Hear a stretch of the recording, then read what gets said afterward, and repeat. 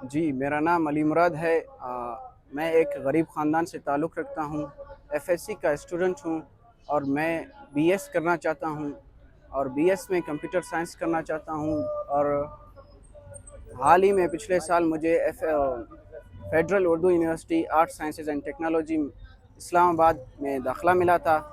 तो मैं वहाँ पर गया, वालिद साहब ने दिए थे अखराजात, हॉस्टल एक्सपेंस। मैं वहाँ पर गया, 3 महीने में पढ़ता रहा। 3 महीने के बाद जब मिड एग्ज़ाम्स आए तो उन्होंने कहा कि भाई या तो आप फ़ीस पे करो या आप यूनिवर्सिटी आना बंद कर दो, हम आपको एग्ज़ाम में नहीं बिठा सकते। तो उन्होंने यूनिवर्सिटी से मुझे निकाल दिया और वज़ीर आला साहब से दरख्वास्त है कि मेरे तालीम के बीएस तालीम और एमफिल के तालीम या पीएचडी इंशाल्लाह मेरा इरादा है अपने मुल्क और कौम के लिए कुछ नई चीज़ का ईजाद करना। तो वज़ीर आला साहब से दरख्वास्त है कि मेरे तमाम अखराजात गवर्नमेंट पे करे।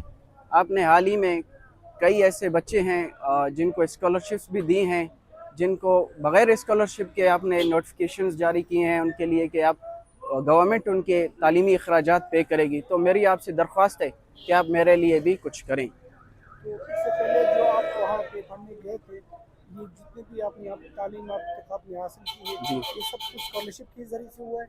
जी नहीं, ये स्कॉलरशिप के ज़रिए नहीं हुई है।